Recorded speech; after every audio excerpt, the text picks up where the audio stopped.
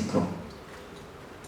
Le fait qu'existent maintenant beaucoup de collègues qui sont sensibles à la diversité linguistique et culturelle et à la diversité des cultures académiques et des publications scientifiques au moment de la évaluation par les pairs va mis aussi au crédit du comité. Même la formation de Global Outlook, Digital Humanities, n'est pas vraiment pensable sans le travail du comité. Il est même possible que quelques associations régionales ou locales soient nées sous l'influence du comité. Et nous pouvons voir l'impact du comité aussi quand nous regardons la nouvelle revue Digital Humanities Quarterly. Au début, l'ATO était seulement une organisation parasol pour deux organisations des humanités numériques. Alors, Association for Literary and Linguistic Computing, Association for Computers and the Humanities. À travers les années, d'autres organisations étaient admises sur leur propre demande de devenir des organisations constitutionnelles de l'ATO. Alors, il y a la Canadian Society, Centernet, Australasian Association, Japanese Association Humanistica, Red de Humanidades Digitales, Digital Humanities Association of Southern Africa, Taiwanese Association Digital Humanities im deutschsprachigen Raum. Toutes ces organisations constitutionnelles organisent régulièrement des colloques. Beaucoup d'entre eux publient aussi une revue. L'ATO n'a pas d'affiliation personnelle, mais on devient membre de l'ATO par affiliation à une organisation constitutionnelle. Quelques mots peut-être sur la nouvelle revue, parce que toute cette expérience est, je pense, extraordinaire. Le travail a commencé en 2005. Ça devait être une expérience de publier une revue académique diversement. Et c'était Julia Flanders qui portait avant cette aventure. Julia est connue beaucoup pour son Women's Writers Project. Elle est toujours la directrice de ce projet et à un certain moment, le projet a cherché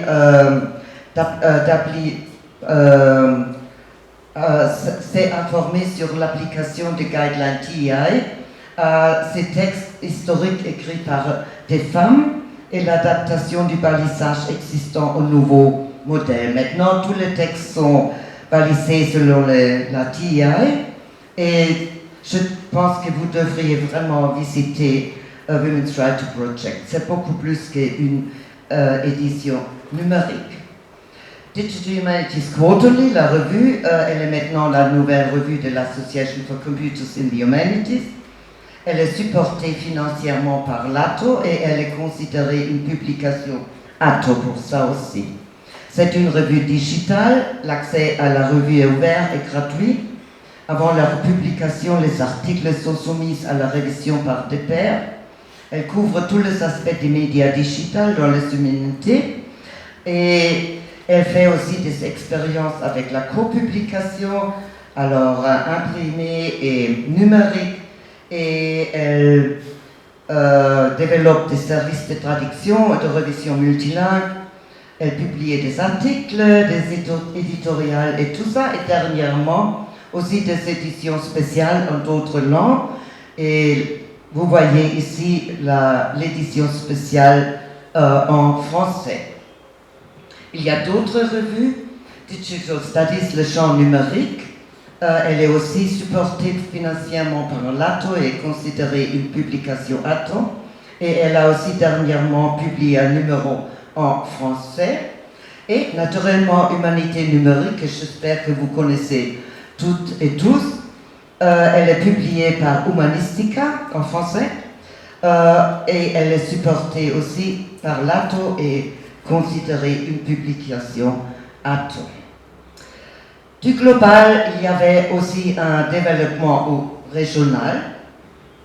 C'était déjà après quelques années après la fondation de l'ATO que commençait un procès de régionalisation parce que beaucoup de monde ne se sentait pas tout à fait contents avec le global, parce que aussi leur langue, leur culture, à ce niveau-là, n'était pas assez respectée. Et comme ça, beaucoup des associations locales ou régionales se sont créées, surtout en Europe. Alors il y a Associazione per l'Informatica Umanistica e la Cultura Digitale, Humanidades Digitales Hispánicas, Digital Humanities im deutschsprachigen Raum, Digital Humanities Benelux. C'est pas une association, mais elle fait un colloque régulièrement. D'autres associations, Digital Humaniora in Norden, maintenant c'est appelé Digital Humanities in the Nordic and Baltic countries, the Czech Association for Digital Humanities and also the Russian Association for Digital Humanities. Toutes ces organisations organisent régulièrement des colloques et beaucoup d'entre eux publient aussi une revue. À travers les années, le champ a connu aussi des changements importants. En 2012, Association for Literary and Linguistic Computing a changé son nom en European Association for Digital Humanities parce que le champ s'était beaucoup élargi. On ne faisait pas plus seulement l'analyse des textes et corpus de langue, mais aussi l'histoire de l'art, musique, études des manuscrits, traitement des images et édition électronique. Et elle a aussi changé le nom de Literary and Linguistic Computing. Le nom de cette revue, c'est maintenant le Journal of Digital Scholarship in the Humanities. La revue est toujours en possession de EIDH, publiée toujours par Oxford University Press. Oxford University Press déduit encore les frais pour la production de la revue et les revenus vont à l'ATO. Et avec cet argent, ATO soutient le Journal of Digital Scholarship in the Humanities, Digital Humanities Quarterly, Digital Studies, le champ numérique, humanité numérique, et ces organisations, comme je dis, moins fortes financièrement. Un parasol européen. Avec la formation de plusieurs associations numériques, associations humanité numérique en Europe, s'accroissait aussi le besoin de coopération, collaboration et représentation au niveau européen. L'IADH devint un parapluie ou parasol pour des organisations associées. Ce parapluie ou parasol régional est le premier de son type et jusqu'à aujourd'hui le seul dans le monde des humanités numériques. Les initiatives et associations régionales peuvent faire demande de devenir des organisations associées. Les membres de telles organisations deviennent automatiquement membres de EIDH. Les membres de EIDH sont automatiquement aussi membres de ATO. Et les membres jouissent de tous les bénéfices offerts de EIDH et ATO. Et je me suis toujours demandé ce peut-être pourrait être un modèle pour les humanités numériques en Afrique un jour. Qui sait?